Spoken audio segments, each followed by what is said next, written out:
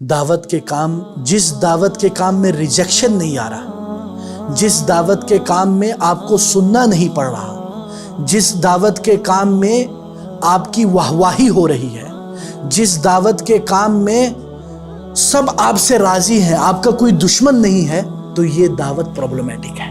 سوق ذی المجاز میں کیا کہہ رہے ہیں رسول صلی اللہ علیہ وسلم؟ یا ایھا الناس قولوا لا الہ الا اللہ تفلحوا، اے لوگوں لا الہ الا اللہ کہو تم کامیاب ہو جاؤ گے۔ فما یطوف بالبیت غیر امرأتین، کعبہ کی طواف دو خواتین کر رہی ہیں کہ باہر کے دشمنوں سے زیادہ خطرناک اندر کے دشمن ہوتے ہیں۔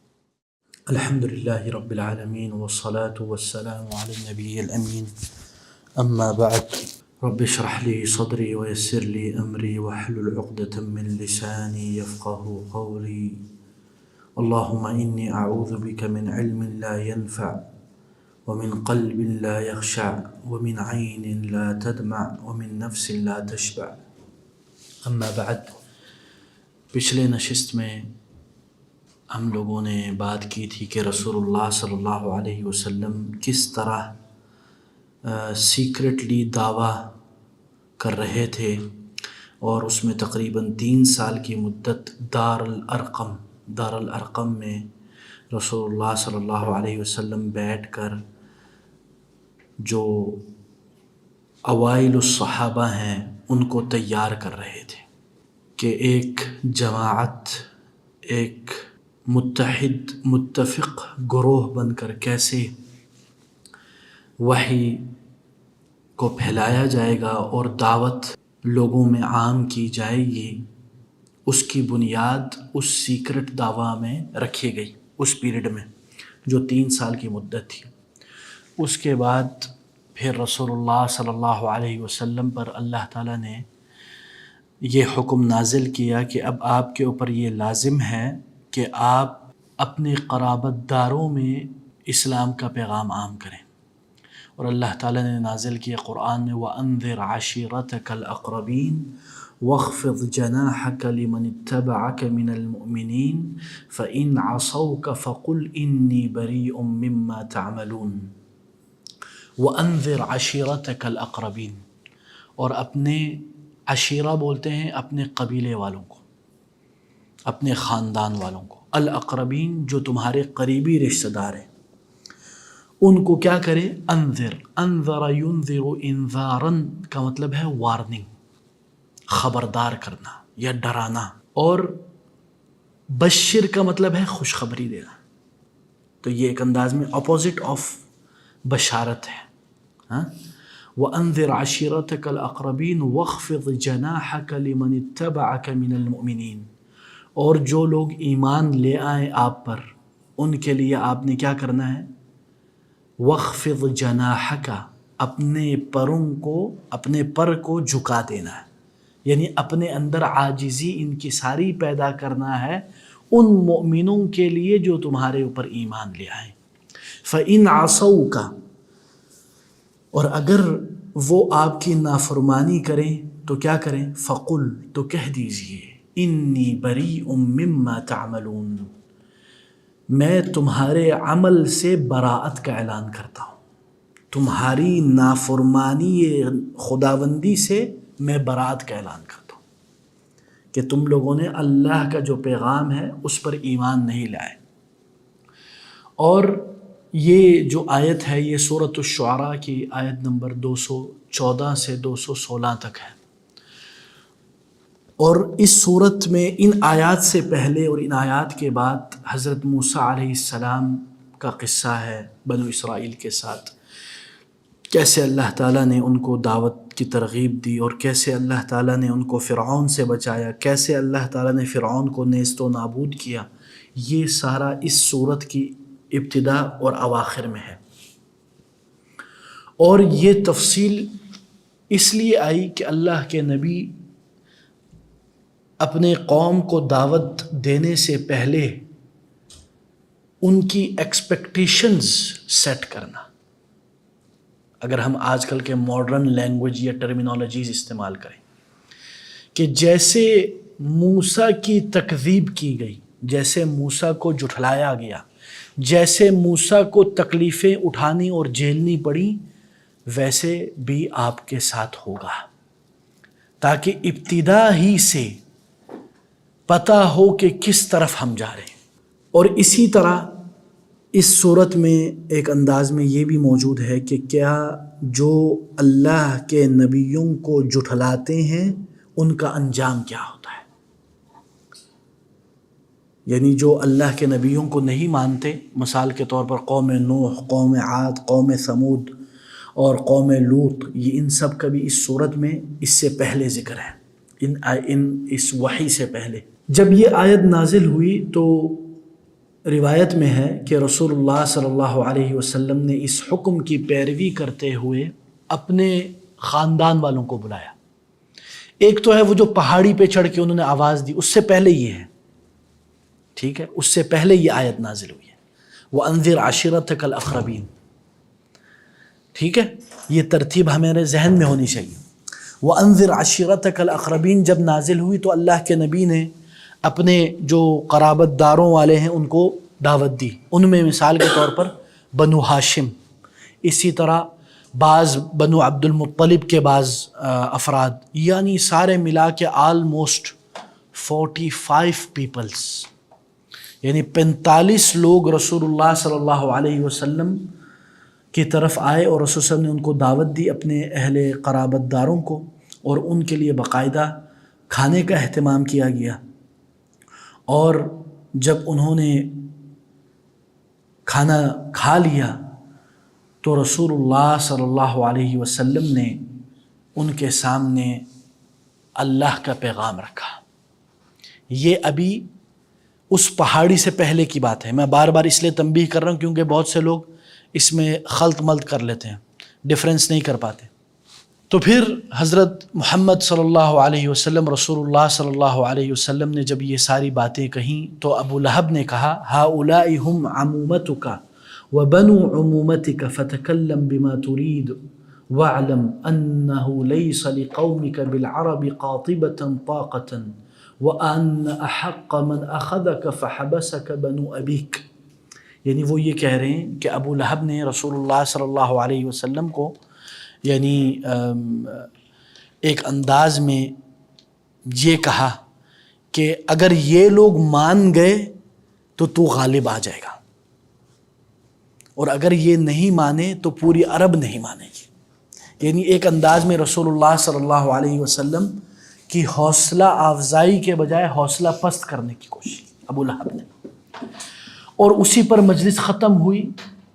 کوئی اس وقت ایمان نہیں لایا اس مجلس میں، یہ اس پہاڑی سے پہلے کی بات ہے۔ آگے اچھا جی، پھر رسول اللہ صلی اللہ علیہ وسلم نے دوسری بار پھر بلایا، سیکنڈ ٹائم، اور پھر دوبارہ ان کے لیے کھانے کا اہتمام کیا۔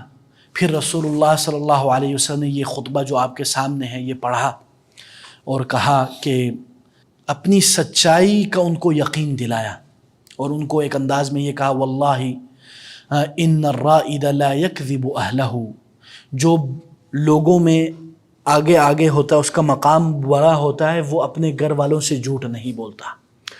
وَلَوْ وَاللَّهِ لَوْ كَذَبْتُ النَّاسَ جَمِيعًا مَا كَذَبْتُكُمْ، خدا کی قسم اگر میں لوگوں سے جھوٹ کہوں تو یہ توقع نہ رکھنا کہ میں تم لوگوں سے جھوٹ کہوں گا، یعنی ایک انداز میں ان کی طرف پیغام اور ان کو صداقت کی یقین دلانا۔ پھر اللہ کے نبی نے کہا واللہ الذی لا الہ الا ہو انی رسول اللہ الیکم خاصہ، خدا کی قسم، لا الہ الا اللہ، خدا کی قسم، انی رسول اللہ الیکم خاصتاً، میں تم لوگوں کے لیے خصوصی طور پر اللہ کا پیغمبر ہوں، اللہ کا رسول ہوں، اللہ کا میسنجر ہوں، اور وَإِلَى النَّاسِ كَافَّةً، اور سارے لوگوں کے لیے جنرلی، عمومی طور پر، تم لوگوں کے لیے خصوصی میں بھیجا گیا ہوں، یعنی یہ ایک انداز میں ان کو یہ بتایا گیا۔ اور پھر اللہ کے نبی نے کہا واللہ یا بنی عبد المطلب ما اعلم شابا فی العرب جاء قومه بافضل مما جئتكم به، واللہ خدا کی قسم اے بنو عبد المطلب، پورے عرب میں کوئی ایسا نوجوان نہیں ہوگا جس نے اپنی قوم کے پاس ایسی چیز پیش کی ہو جو میں نے کی ہے، یعنی اس سے افضل چیز کوئی نہیں ہے جو میں نے تم لوگوں کے سامنے پیغام پیش کیا ہے۔ انی قد جئتکم بخیر الدنیا والآخرہ، میں دنیا و آخرت کا خیر تمہارے پاس لے کے آیا ہوں۔ وقد امرنی اللہ تعالی ان ادعوکم الیہ فایکم یبایعنی علی ان یکون اخی و صاحبی، اللہ تعالیٰ نے مجھے حکم دیا ہے کہ میں تم لوگوں کو اس کی طرف بلاؤں، تو تم میں سے کون ہے جو میرے اوپر بیعت کرتا ہے کہ وہ میرا دوست اور میرا بھائی بنے؟ تو اب کیا کہا؟ ابو طالب نے کہا کہ ما احب الینا معاونتک واقبلنا لنصیحتک واشد تصدیقا لحدیثک وہؤلاء بنو ابیک مجتمعون، بولتے ہیں کہ ہمیں تو سب سے زیادہ پسند یہ ہے کہ ہم تمہارے ساتھ تعاون کریں، ہاں، اور تمہاری نصیحت کو قبول کریں اور تمہاری بات کو سچا گردانیں، اور یہ تمہارے یعنی خاندان والے سب بیٹھے ہوئے ہیں، لیکن میں ان سب کی موجودگی میں سب سے پہلے پہل کرتا ہوں اس چیز کی طرف جو تمہیں پسند ہے، تو تم نے جو ارادہ کیا ہے اس کی طرف چل پڑو۔ فامض لما امرت به، جس کا تمہیں حکم دیا گیا ہے اس کی طرف چلو۔ فواللہ لا ازال احوطک وامنعک غیر ان نفسی لا تطاوعنی علی فراق دین عبد المطلب، ابو طالب کہتے ہیں کہ میں تمہاری سیفٹی کی ذمہ داری لیتا ہوں اور اپنے جان کے بدل تمہاری حفاظت کروں گا، لیکن میرا دل اس بات پر راضی نہیں ہوتا کہ میں عبد المطلب کا دین چھوڑوں، یہ ابو طالب نے کہا۔ ٹھیک ہے، یہ روایت ہے امام احمد کے مسند احمد کی روایت ہے، حدیث نمبر 1371، اور انہوں نے فضائل الصحابہ میں اس کو یعنی ایک اور بار حدیث کو منشن کیا ہے، 1220 حدیث نمبر ہے اور اس کی سند صحیح ہے۔ تو انہوں نے رسول اللہ صلی اللہ علیہ وسلم کے پاس ایک انداز میں ان کی حوصلہ افزائی کی۔ اس سے پہلی والی نشست میں ابو لہب نے کیا کیا؟ حوصلہ پست کیا، ڈی موٹیویٹ کیا، لیکن ابو طالب نے ان کو موٹیویٹ کیا، ان کو انکریج کیا اور ان کے ساتھ کھڑے ہونے کا وعدہ کیا، چاہے اس وقت انہوں نے یہ کہا کہ میں دین چھوڑنا میرے نفس کے لیے گوارا نہیں ابھی۔ المہم اب جب یہ بات ابو طالب نے کر لی تو اسی مجلس میں ابو لہب بھی تھا، کیونکہ وہ بھی خاندان کا بندہ ہے، تو ابو لہب بھی کھڑا ہو گیا اور ابو لہب نے کہا کہ یا بنو عبد المطلب، اے عبد المطلب کے بچوں، ہذہ واللہ السوءہ، خدا کی قسم یہ بدترین بات ہے، خذوا علی یدیہ، اس کو پکڑ لو، یدیہ ہاتھ مراد ہے لیکن ادھر میننگ یہ ہے کہ اس کو روک لو ابھی سے، قبل ان یأخذ علی یدیہ غیرکم، اس سے پہلے کہ وہ اپنے ذریعے باقی لوگوں کو لے لے، فإن اسلمتموہ حینئذ ذللتم وإن منعتموہ قتلتم، اگر لوگ اس کی پیروی کرنا لگ جائیں تو کیا ہوگا؟ تب تم لوگ منع کرو گے تو تمہیں قتل کر دیا جائے گا، تو ابھی سے اگر تم لوگ اس کو پکڑ لو گے تو تم لوگ بچ جاؤ گے، یعنی ایک انداز میں یہ کہا۔ تو پھر حضرت صفیہ جو رسول اللہ صلی اللہ علیہ وسلم کی چچی تھی، ٹھیک ہے، عمہ تھی، خالہ کہہ لیں آپ، وہ کہتی ہیں ابو لہب کو، ایو اخی، اے میرے بھائی، ایحسن بکا خذلان ابن اخیک، کیا یہ آپ کے لیے آپ کی شایان شان ہے کہ آپ اپنے بھائی کے بچے کو رسوا کرو؟ آئے ہائے کیا بات ہے۔ فواللہ، خدا کی قسم، ما زال العلماء یخبرون انہ یخرج من ضئضئ عبد المطلب نبی فہو، خدا کی قسم بڑے بڑے جو علماء ہیں اس زمانے کے، جو مختلف چیزوں کے ماہرین، وہ ہمیں بتاتے آئے ہیں کہ عبد المطلب کے بچوں میں سے ایک نبی آئے گا، مجھے لگتا ہے یہی ہے وہ، یہی ہے وہ، ہوا، یہ تاکید ہوتا ہے عربی میں۔ تو ابو لہب نے کیا کہا؟ بولتا ہے واللہ ھذا واللہ الباطل والامانی، خدا کی قسم یہ تو باطل بات ہے.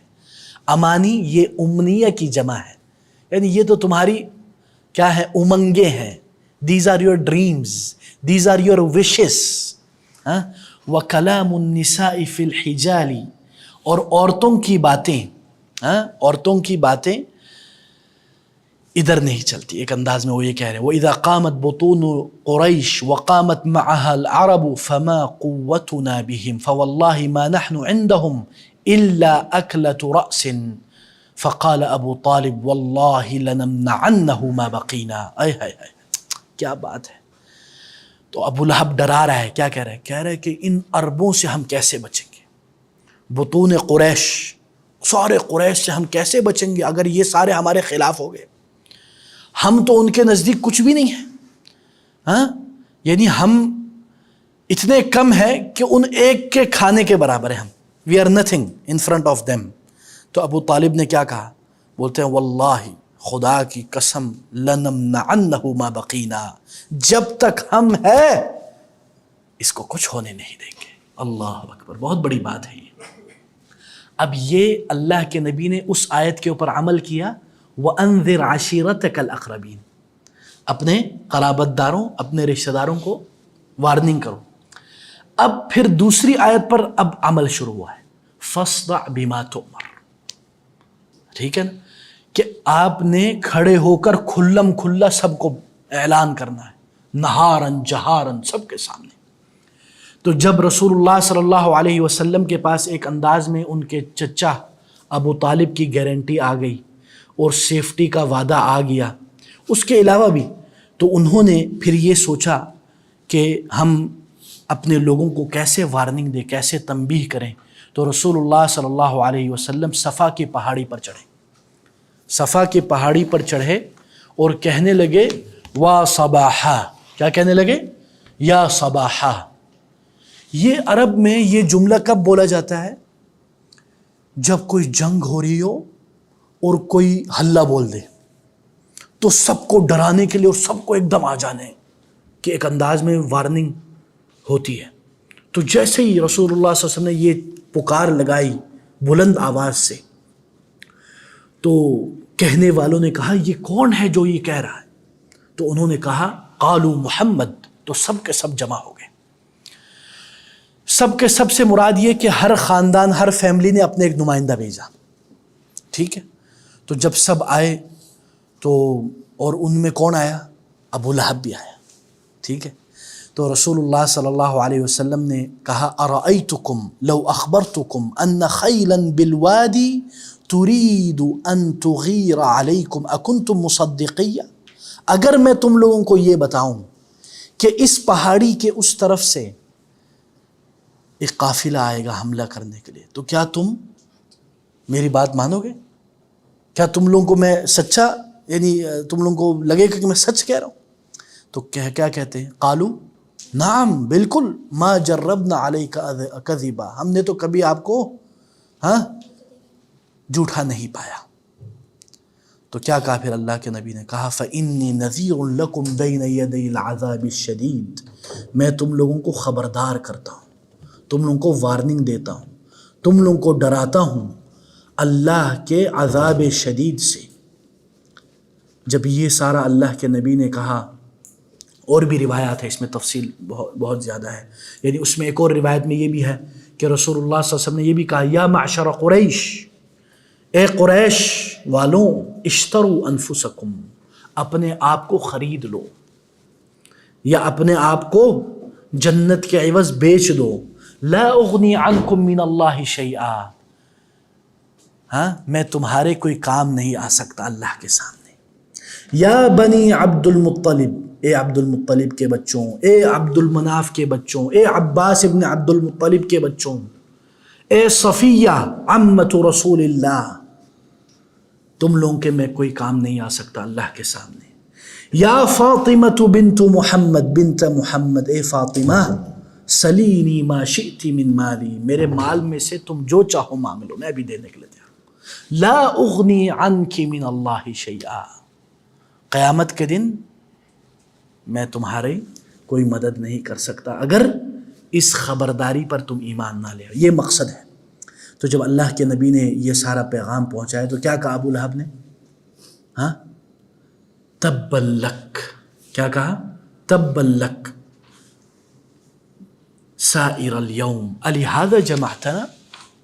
یعنی ایک انداز میں یہ بد دعا تھی رسول صلی اللہ علیہ وسلم کو، اور کہا کہ یعنی ایک انداز میں اگر اس کا ہم ترجمہ کریں یعنی ہلاکت کی بد دعا ہے کہ تم نے ہمیں اس لیے جمع کیا تھا. اسی کے اوپر اللہ تعالیٰ نے پھر قرآن میں کیا نازل کیا؟ ہاں، تبت یدا ابی لہب وتب ما اغنی عنہ مالہ وما کسب. یعنی تیرے ہاتھ کٹ جائیں، تو ہلاک ہو جائے، تو برباد ہو جائے گا. ہاں، اور ایسا ہی ہوا. اور جب رسول اللہ صلی اللہ علیہ وسلم نے یہ بات کہی اور لوگوں کو، سارے جتنے بھی قریش اور اپنے چچاؤں اور ان سب کو تنبیہ کی، اس بات میں ایک تو یہ ہے کہ اللہ تعالیٰ نے سب سے پہلے ان کو اپنے قرابت داروں، سب سے نیئرسٹ، سب سے قریبی لوگوں کو تنبیہ کرنے کا، پھر اس کے بعد اس سے دور. اور اسی طرح یہ بھی یاد رکھیں کہ رسول اللہ صلی اللہ علیہ وسلم ایک انداز میں جب انہوں نے اپنی قوم کو، اپنے اہل عیال کو اس طرف بلایا تو پہلے سے ان کی ایسی تربیت ہو چکی تھی کہ سب ایمان نہیں لانے والے. اسی لیے رسول اللہ صلی اللہ علیہ وسلم پر ان آیات سے قبل جو آیات نازل ہوئی اس میں پچھلے اقوام اور پچھلے انبیاء کے ساتھ کیا ہوا کیا نہیں ہوا وہ بتایا گیا تھا. اچھا جی، اب سوال یہ پیدا ہوتا ہے what was the reaction of Quraysh. Quraysh نے کیسے ریئیکشن کیا جب رسول اللہ صلی اللہ علیہ وسلم نے یہ ساری باتیں ان کو بتائیں؟ تو قریش نے تو کہا کہ یہ تو سب آلہتنا، اس نے ہمارے رب کو برا بلا کہا، ہمارے خداؤں کو، ہمارے دیوتاؤں کو برا بلا کہا، اس نے اپنے باپ داداؤں کے دین کو سائیڈ پہ کر دیا. اور رسول اللہ صلی اللہ علیہ وسلم نے اگینسٹ دا ویو، ٹھاٹھے مارتے ہوئے سمندر کے برعکس، یعنی سمندر کی لہریں اس طرف جاری ہے، رسول صلی اللہ علیہ وسلم کا پیغام اس ٹھاٹھے مارتے ہوئے سمندر کو چیر پھاڑتے ہوئے جاری، اور ایک پورا جو نام بنا ہوا ہے اس زمانے کا اس کو رسول صلی اللہ علیہ وسلم توڑ رہے. تو یہ ان کے لیے بڑا مشکل تھا کفار قریش کو یہ ہضم کرنا. اسی لیے انہوں نے پھر کیا کیا؟ انہوں نے سب سے پہلے جو کوشش کی وہ کیا؟ کیونکہ ان کو پتا ہے کہ رسول اللہ صلی اللہ علیہ وسلم کی سیفٹی کی ذمہ داری کس نے لی ہے؟ ابو طالب. اور ابو طالب ان کا بھی ایک مقام ہے اپنے علاقے میں. تو انہوں نے کیا کیا؟ انہوں نے ایک وفد بھیجا، قریش نے ایک وفد بھیجا ابو طالب کی طرف، اور ان کے سامنے ساری شکوہ اور ساری شکایتیں رکھی. اور اس میں خاص کر جو اشخاص موجود تھے، عتبہ، شیبہ اور ابناء ربیعہ اور ابو سفیان اور الاسود اور ابو جہل، الولید بن المغیرہ، اور یہ سارے اشخاص جو ہیں انہوں نے کہا یا ابا طالب، اے ابو طالب، ان ابن اخیک قد سب آلہتنا وعاب دیننا. یہ جو تیرے بھائی کا جو بچہ ہے، بیٹا ہے، اس نے ہمارے خداؤں کو گالی دی ہے، اس نے ہمارے دین میں عیب نکالا ہے، اس نے ہمارے خوابوں پر پانی پھیرا ہے، ہمارے آباء و اجداد کو گمراہ کہا ہے. یا تو اسے روک لے یا ہمارے اور اس کے بیچ میں نہ آ. فَإِنَّكَ عَلَى مِثْلِ مَا نَحْنُ عَلَيْهِ مِنْ خِلَافِهِ، تو ہمارے دین پر ہے. فَنَكْفِيكَهُ، تو ہمیں اس کو ہمارے حوالے کر دے. فَقَالَ لَهُمْ ابو طالب قولا رفیقا وردهم ردا جمیلا فانصرفوا عنہ. تو ابو طالب نے ان کو اچھے انداز سے ان کے اس آفر کو ریجیکٹ کیا اور ان کو سمجھایا اور واپس بھیج دیا. اس میں تفصیلات ہیں. اور ولید بن المغیرہ نے یہ کیا کہ وہ رسول اللہ صلی اللہ علیہ وسلم کے پاس آئے تو رسول اللہ صلی اللہ علیہ وسلم نے ولید بن المغیرہ کے سامنے قرآن پڑھ لیا. کیا پڑھا؟ قرآن پڑھا. تو ولید بن المغیرہ نرم پڑ گئے، پگھل گئے. ہاں، اور ابو جہل نے جب دیکھا کہ معاملہ اس طرف جا رہا ہے، ابو جہل نے ابو طالب کو کہا کہ ہم تمہارے لیے مال جمع کرتے ہیں، ہاں، اور اس کے بدلے ہمیں محمد دے دے. تو ابو طالب نے کہا کہ تمہیں بھی پتہ ہے میرے پاس بھی مال ہے. ہاں، اور پھر ابو طالب نے ان کو برا بلا کہا.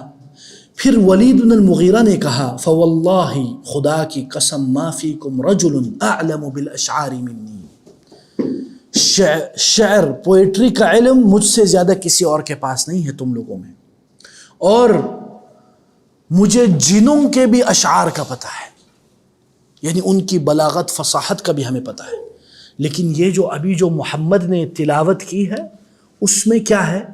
حلاوہ، دیر از اے سویٹنس، اس میں ایک ایسی حلاوت ہے، ایسی سویٹنس ہے، ایسی مٹھاس ہے کہ وہ انسان کو شراربور اور انسان کے اندر ایک عجیب سا اثر پیدا کرتا ہے. اور جس نے اس کلام کو غور سے سن لیا وہ اس کے اوپر بڑا گہرا اثر رکھے گا. اور فلما فکر قال هذا سحر یؤثر یأثره عن غیرہ، یہ ایسا ہے جیسے جادو کی طرح، جادو کے معنی، ہاں، جادو کی طرح. تو پھر اللہ تعالیٰ نے قرآن نازل کی، ذرنی ومن خلقت وحیدا وجعلت له مالا ممدودا وبنین شہودا ومہدت له تمہیدا. یہ ساری آیات نازل ہوئی. لوگ حج کے لیے آتے تھے کیونکہ وہ سلسلہ جاری و ساری تھا. تو کفار قریش نے کہا اب یہ حجاج حاجی کرنے والے آ رہے ہیں، انہوں نے آ کے اگر محمد کو سن لیا تو ہمارا جو سارا طریقہ ہے وہ تو خراب ہو جائے گا، ہمارا جو سارا سسٹم ہے. تو انہوں نے کیا کہا، اور اللہ کی یہ حکمت، اللہ تعالیٰ نے انہی کفار قریش کے ذریعے، ہاں، کچھ لوگ اس کی وجہ سے اسلام کی طرف آئے. ابھی آپ دیکھیں، جب کفار قریش سیزن آف حج قریب آیا تو انہوں نے باقاعدہ ڈیوٹیاں لگائیں، اور بڑے بڑے سوق ہوتے تھے، مارکیٹس. سوق doesn't mean market like these markets. یہ ہوتا تھا کہ سارے لوگ جمع ہوتے، اشعار پڑھتے اور پرانی ایام جاہلیت کی باتیں کرتے. تو ادھر جا کے ابو لہب اور اسی طرح کفار قریش یہ سب جا کے انہوں نے کیا کہا، انہوں نے رسول اللہ صلی اللہ علیہ وسلم سے وارننگ اور تحذیر کی اور کہا کہ اس شخص کو نہیں سننا. تو کئی لوگ ایسے جو رسول اللہ صلی اللہ علیہ وسلم کو خصوصی اس لیے سننے، آج کل یہ اسٹریٹجی مارکیٹنگ میں یوز ہوتی ہے، ہاں، ریورس سائیکالوجی. تو یہ لوگ باقاعدہ گئے، کئی لوگ. اسی طرح رسول صلی اللہ علیہ وسلم کے متعلق یہ بھی ہے، روایت ہے مسند احمد کی کہ حضرت ربیع ابن عباد الدیلی فرماتے ہیں رضی اللہ عنہ، وَكَانَ جَاهِلِيًّا أَسْلَمَ، ایام جاہلیت میں تھے لیکن بعد میں اسلام لیا. کہتے ہیں رأیت رسول اللہ صلی اللہ علیہ وسلم بصر عینی بسوق ذی المجاز یقول، میں نے دیکھا رسول اللہ صلی اللہ علیہ وسلم کو سوق المجاز میں، سوق ذی المجاز میں کیا کہہ رہے رسول صلی اللہ علیہ وسلم، یا ایھا الناس قولوا لا الہ الا اللہ تفلحوا، اے لوگوں لا الہ الا اللہ کہو تم کامیاب ہو جاؤ. وَيَدْخُلُ فِي فِجَاجِهَا وَالنَّاسُ مُقْتَصُونَ عَلَيْهِ، اور رسول صلی اللہ علیہ وسلم اس بازار کے گلی کوچوں میں جا کے یہ پیغام دے، اور لوگ ان کے اوپر رش لگائے بیٹھ کے دیکھ رہے ہیں. فَمَا رَأَيْتُ أَحَدًا يَقُولُ شَيْئًا وَهُوَ لَا يَسْكُتُ، اور کوئی بھی شخص ان کو دیکھ کے کچھ کہہ رہا نہیں تھا، اور رسول صلی اللہ علیہ وسلم رکنے کے لیے تیار نہیں تھے. اللہ اکبر. اور رسول صلی اللہ علیہ وسلم بار بار یہی کہہ رہے، یا ایھا الناس قولوا لا الہ الا اللہ تفلحوا الا ان وراءہ رجلا احول وضیء الوجہ ذا الغدیرتین یقول انه صابئ کاذب فقلت من هذا قالوا محمد بن عبد الله وهو يذكر النبوة قلت من هذا الذي يكذبه قالوا عمه ابو لہب. رسول اللہ صلی اللہ علیہ وسلم جب یہ پیغام دے رہے تو پیچھے کون تھا؟ ابو لہب گھوم رہے پیچھے. جیسے رسول صلی اللہ علیہ وسلم کی بات ختم ہوتی ہے کہتے ہیں کہ انہ کذاب، یہ صابی ہے، یہ دین سے ہٹ گیا ہے، یہ ہے وہ ہے. تو حضرت ربیعہ پوچھتے ہیں کہ میں نے پوچھا یہ کون ہے؟ تو انہوں نے کہا یہ محمد ہے جو نبوت کا دعویٰ کر رہا ہے اور نبوت کی بات کر رہا ہے۔ تو انہوں نے کہا یہ جو ان کو جھٹلا رہا ہے یہ کون ہے؟ تو کہنے لگے ھذا عمہ، یہ ان کا چچا ہے ابو لہب۔ پھر جب یہ معاملہ ہوا تو ابو طالب نے ایک سیزن ہوتا ہے، یعنی عرب میں سیزنز ہوتے ہیں، یعنی بازار لگتے ہیں، لوگ آتے ہیں، اس طرح کے مختلف۔ تو ایک بازار اسی طرح کے سوق میں ابو طالب نے یعنی بڑا شعر پڑھا جس میں رسول اللہ صلی اللہ علیہ وسلم کی حفاظت اور اپنے قوم کو ڈرانے کی کوشش کی کہ تم محمد کو کچھ نہ کہو۔ تو انہوں نے پھر یہ اشعار پڑھے، بڑے دلچسپ ہیں، مختصراً ہم تھوڑے کوشش کرتے ہیں، لمبا ہے لیکن میں کچھ پوائنٹس ذکر کرتے ہیں انشاءاللہ۔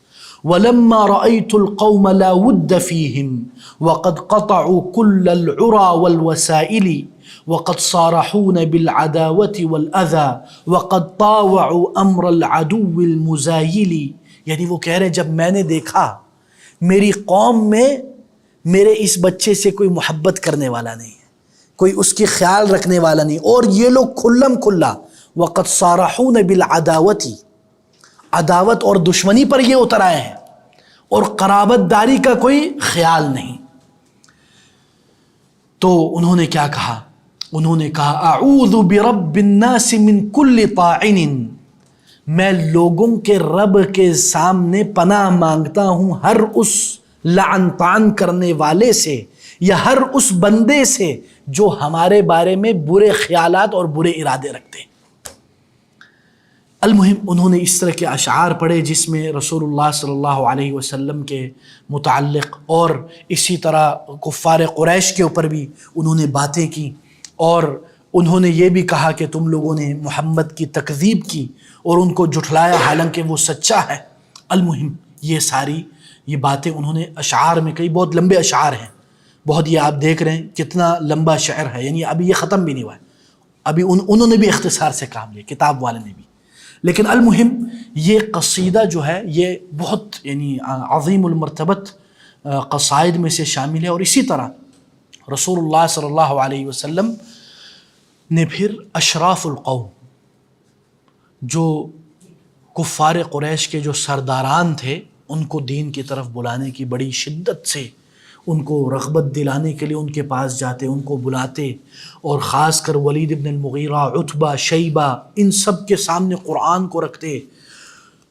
اور رسول صلی اللہ علیہ وسلم کی یہ بڑی وہ کوشش تھی کہ اگر یہ بڑے جو سرداران ہیں یہ لوگ اگر ایمان لے آئیں تو ان کے جو ماتحت ہیں وہ بھی ایمان لے آئیں گے، وہ بھی سیدھے راستے پر آ جائیں گے۔ اب کیا ہوا، اسی دوران ایک صحابی ہیں عبداللہ ابن ام مکتوم، عبداللہ ابن ام مکتوم، یہ نابینا صحابی ہیں، ان کو نظر نہیں آتا تھا، یہ وہی صحابی ہیں جنہوں نے رسول اللہ صلی اللہ علیہ وسلم سے پوچھا تھا کہ یا رسول اللہ میں اگر اذان سنوں کیا میرے اوپر نماز پڑھنا واجب ہے؟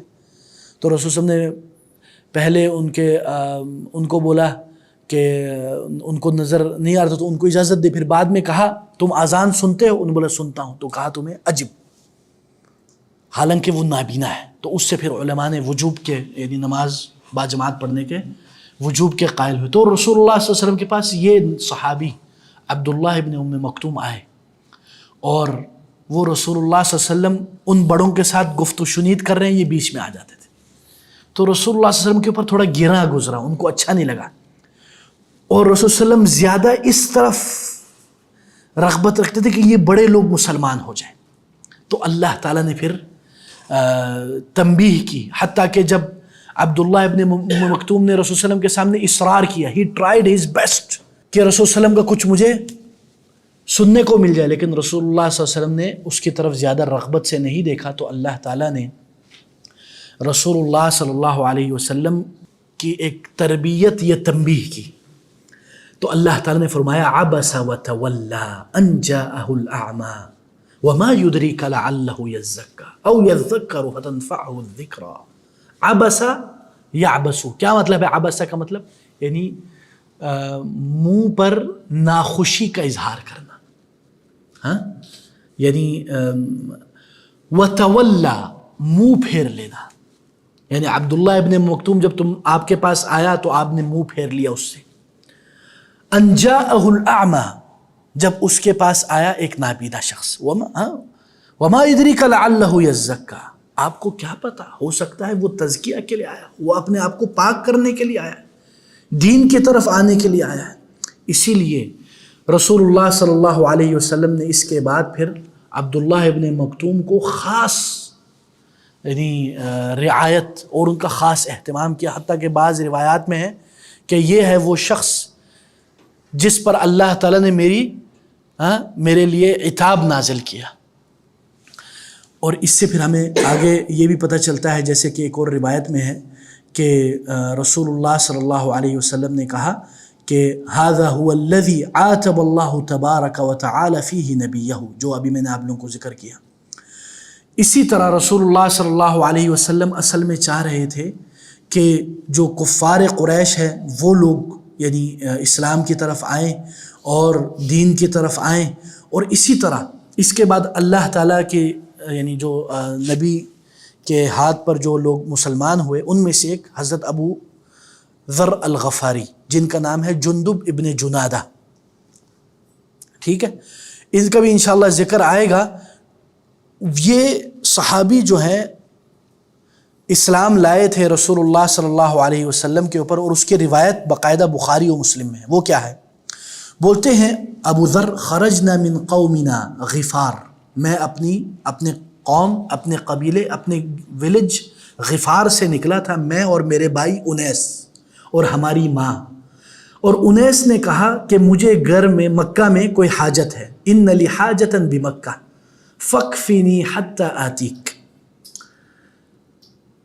تو انیس نے کہا کہ اس وقت تک تم امی کو سنبھالو، میں ذرا جلدی سے مکہ ہو کے آتا ہوں راستے میں. تو فانطلق فراث علی ثم اتانی فقلت ما حبسک. تو بولتے ہیں کہ وہ انیس گیا اور تھوڑا سا اس نے دیر کر دیا آنے میں. تو ابو ذر الغفاری نے پوچھا کہ کیا معاملہ ہے، تم لیٹ کیوں ہوئے؟ تو انیس نے کہا لقیت رجلا یزعم ان اللہ ارسلہ علی دینک، میں ایک ایسے بندے سے مل کے آ رہا ہوں جو یہ دعویٰ کرتا ہے کہ اللہ نے اسے بھیجا ہے ایک دین لے کر. تو ابو ذر الغفاری پوچھتے ہیں کہ فقلت ما یقول الناس لہ، لوگ اس کو کیا کہتے ہیں؟ تو انیس نے کہا یقولون انہ شاعر وساحر وکاہن وکان انیس شاعرا، کہتے ہیں لوگ کہتے ہیں کہ وہ شاعر ہے، وہ جادوگر ہے، وہ کاہن ہے، نعوذ باللہ، یہ سارے کہتے ہیں، استغفر اللہ. تو انیس نے کہا قد سمعت قول الکہان فما یقول بقولہم، میں نے کاہنوں کی بھی باتیں سنی ہیں، شعراء کی بھی باتیں سنی ہیں، خدا کی قسم نہ وہ شعر ہے نہ وہ کاہنوں کی بات ہے، اور خدا کی قسم واللہ انہ لصادق، خدا کی قسم وہ سچا ہے، وَإِنَّهُمْ لَكَاذِبُونَ، اور وہ لوگ کیا ہیں؟ جھوٹے ہیں. ابو ذر کہتے ہیں مجھے بڑی دلچسپی ہوئی، ایک انداز میں سسپینس کریٹ ہو گیا ہے. تو حضرت ابو ذر نے کہا هل انت کافیہ حتی انطلق الی فانظر، یار اب تم میرے لیے انتظار کرو ادھر امی کے ساتھ، میں ذرا جا کے دیکھ کے آتا ہوں. قال نعم، انہوں نے کہا بالکل. فکن من اہل مکہ علی حذر فَإِنَّهُمْ قَدْ شَنِفُوا لَهُ وَتَحَجَّمُوا لَهُ. تو انیس نے ابو ذر کو کہا تم اہل مکہ سے خبردار رہنا، بی کیئرفل فرام دیز اہل مکہ. وائی ابو انیس؟ بولتے فَإِنَّهُمْ قَدْ شَنِفُوا لَهُ. شَنِفُوا لَهُ کا مطلب ہے یہ لوگ محمد سے بڑی بغض رکھتے ہیں. وَتَجَهَّمُوا عَلَيْهِ، اور انہوں نے محمد کے بارے میں بدترین انداز میں پیش آئے ہیں. فقال ابو ذر، تو ابو ذر کہتے ہیں فانطلقت حتی قدمت مکہ، میں آیا یہاں تک کہ میں مکہ پہنچا. فضعفت رجلا منہم، تو میں نے ایک بندے کو، یعنی جو سب سے کمزور بندہ تھا، اس کو میں نے پکڑا اور اس سے پوچھا این ھذا الرجل الذی تدعون انہ الصابی، کہاں ہے وہ بندہ جس کے بارے میں تم لوگ کہتے ہو کہ وہ صابی ہے، وہ دین سے بٹک چکا ہے۔ تو انہوں نے کیا کہا؟ انہوں نے ایک بندے کی طرف اشارہ کیا اور کہا کہ یہ ہے وہ بندہ۔ وقال الصابئ فمال اہل الوادی علی بكل مدرة وعظم حتى خررت مغشیا علیہ فارتفعت حین ارتفعت۔ بولتے کہ میں پھر گر گیا جب میں نے دیکھا کہ سارے لوگ میری طرف دیکھ رہے ہیں کہ میں محمد کو ڈھونڈ رہا ہوں۔ تو بولتے جب میں اٹھا میں نے زمزم سے اپنے آپ کو نہلایا اور زمزم پیا۔ بولتے ہیں کہ میں 30 دن مکہ میں بیٹھا، 30 دن، اور کیا کھانا پینا کچھ بھی نہیں، صرف زمزم پیتے، اور بولتے مجھے بھوک کا احساس بھی نہیں ہوا۔ پھر بولتے ایک دن چاند رات کی رات کو میں نے دیکھا کہ دو فما یطوف بالبیت غیر امرأتین، کعبہ کی طواف دو خواتین کر رہی ہیں۔ فما ثناہما ذلک فأتتا علی فقلت وهن مثل الخشبة غیر انی لم اکن فانطلقت تولولانی وتقولانی لو کان ہاہنا احد من انفارنا۔ بولتے ہیں کہ وہ دو خواتین میری طرف آئیں اور لکڑی کی طرح میرے سامنے کھڑے ہو گئے، اور میں نے ان کو کچھ نہیں کہا، تو اتنے میں وہ چیختے چلاتے ہوئے چلے گئے کہ کاش ہمارا کوئی ادھر بندہ ہوتا تو اس کو سبق سکھاتا۔ تو بولتے اتنے میں فاستقبلہما رسول اللہ و ابو بکر، بولتے میں نے دیکھا کہ محمد اور ابو بکر نے ان دونوں کا استقبال کیا اور کہا کہ کیا ہوا تم دونوں کو؟ تو کہا ادھر ایک بندہ آیا ہے۔ تو جب وہ آئے تو انہوں نے دیکھا ابو ذر ہے، تو ابو ذر نے آ کے رسول اللہ صلی اللہ علیہ وسلم کے پاس آئے اور کہا ابو ذر نے کہ میں نے دیکھا کہ رسول اللہ صلی اللہ علیہ وسلم نے کہا السلام علیک۔ تو ابو ذر نے جب وعلیکم السلام کہا تو رسول اللہ صلی اللہ علیہ وسلم نے کہا ممن انت، تم کس قوم میں سے ہو؟ تو ابو ذر الغفاری نے کہا میں غفار قوم سے ہوں۔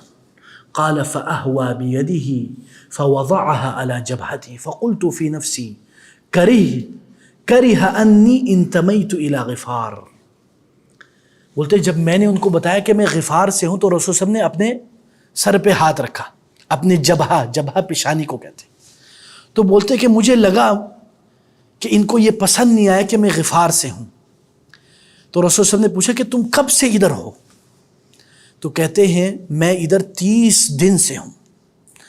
تو رسول صلی اللہ علیہ وسلم نے فرمایا کہ تمہیں کس نے کھلایا پلایا؟ تو ابو ذر کہتے کہ میں نے نہ میرے پاس کوئی طعام تھا، میں صرف زمزم پیتا رہا ہوں، اور حتیٰ کہ میں موٹا ہو گیا ہوں، فسمنت۔ تو رسول اللہ صلی اللہ علیہ وسلم نے کہا انہا مبارکہ انہا طعام طعم۔ تو پھر حضرت ابو بکر نے کہا یا رسول اللہ اذن لی فی طعامہ اللیلہ۔ تو رسول اللہ صلی اللہ علیہ وسلم نے کہا ابو بکر رضی اللہ عنہ نے کہا یا رسول اللہ مجھے آپ اجازت دیں، میں آج اس کو رات کھانا کھلاتا ہوں۔ تو رسول اللہ صلی اللہ علیہ وسلم نے اجازت دی۔ تو حضرت ابو ذر الغفاری گئے، پھر کھانا کھانے کے بعد کہنے لگے کہ واللہ انی قد وجہت الی ارض ذات نخل ولا احسبها الا یثرب۔ خدا کی قسم میں ان درختوں والے شہر کی طرف جانے والا تھا جس کو یثرب کہلایا جاتا ہے۔ فہل انت مبلغ عنی قومک لعل اللہ ان ینفعہم بک ویأجرک فیہم۔ تو رسول اللہ صلی اللہ علیہ وسلم نے ان کو دعوت دی اسلام کی اور ان کو ساری باتیں بتائیں۔ تو بعض روایات میں ہے کہ حضرت ابو ذر رضی اللہ عنہ اس موقع پر اسلام لائے، اور رسول اللہ صلی اللہ علیہ وسلم نے ان کو کہا کہ تم اپنے یثرب میں، اب غفار قوم میں، مدینہ میں تم ہمارا پیغام پہنچاؤ۔ تو حضرت ابو ذر الغفاری مسلمان ہونے کے بعد اپنے بھائی انیس کے پاس آئے اور کہنے لگے کہ میں اس بندے سے مل کے آیا۔ تو انیس نے کہا تو تم نے کیا کیا؟ کہا صنعت انی اسلمت وصدقت، میں نے یہ کیا کہ میں نے اس کو سچا مانا اور میں اسلام لے آیا ہوں۔ تو انیس نے کہا میری کوئی رغبت نہیں ہے اس دین میں، اگر تم اس کے اوپر ایمان لے آئے ہو تو ٹھیک ہے. تو بولتے ہیں کہ میں پھر اپنی امی کے پاس گیا اور میں نے اپنی امی کو بتایا.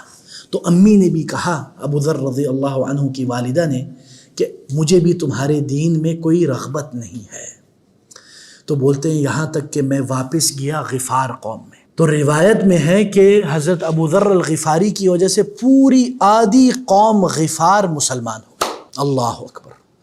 اور یہ وہی قبیلہ ہے جنہوں نے رسول اللہ صلی اللہ علیہ وسلم کو مدینہ بلایا اور رسول اللہ صلی اللہ علیہ وسلم سے وعدے کیے, اور یہ وہی قبیلہ ہے جن کے بارے میں رسول اللہ صلی اللہ علیہ وسلم نے کہا غفار غفر اللہ لہا واسلموا سالمها اللہ. اور جو غفار قوم ہے اللہ تعالیٰ ان کی مغفرت فرمائے اور اللہ تعالیٰ ان کو سلامتی سے نوازے. اسی طرح اور بھی روایات ہیں. ایک اور روایت میں ہے یہی قصہ, جس میں ایک اضافہ یہ ہے کہ ابو ذر الغفاری نے مکہ میں کیا کیا. ابو ذر الغفاری نے مکہ میں باقاعدہ اعلان کیا, اور رسول اللہ صلی اللہ علیہ وسلم بلکہ کفار قریش نے ابو ذر الغفاری رضی اللہ عنہ کو پکڑنے کی کوشش کی اور ان کو حبس میں ڈالنے کی کوشش کی. تو حضرت ابو ذر الغفاری نے کہا تم لوگوں کا سارا مال ہمارے طرف سے گزر کے جاتا ہے, تم لوگوں کا سارا تجارتی مال ہمارے گزرگاہوں سے گزر کے جاتا ہے. یہ سوچ لو, ہم نے اگر بند کر دیا ہاں تو تم لوگوں کی کیا حالت ہوگی. تو اس پر پھر انہوں نے حضرت ابو ذر الغفاری رضی اللہ عنہ کو چھوڑ دیا. اور ایک اور روایت میں کہ رسول اللہ صلی اللہ علیہ وسلم نے کہا ارجع الی قومک, تم اپنی قوم کی طرف جاؤ, ان کو اسلام کی دعوت دیو. فاخبرہم حتی یأتیک امری, تم اس وقت تک ان کو دعوت دیتے رہنا جب تک تمہارے پاس میری کوئی خبر نہیں پہنچتی, یا میں تمہیں خود بلا نہ لوں, جب تک تمہیں بلاوا نہ آ جائے. یہ ایک روایت ہے حضرت ابو ذر الغفاری رضی اللہ عنہ کے اسلام کی. ایک اور بھی روایت ہے لیکن ہم اس میں نہیں جاتے, ہم اسی پر اکتفا کرتے. تو اللہ تعالی ہمیں غور و فکر کی توفیق دے اور اللہ تعالی ہمیں عمل کی توفیق دے. وآخر دعوانا ان الحمد للہ رب العالمین. Donate us to bring change in society and make a meaningful impact. Account number 3226300005753.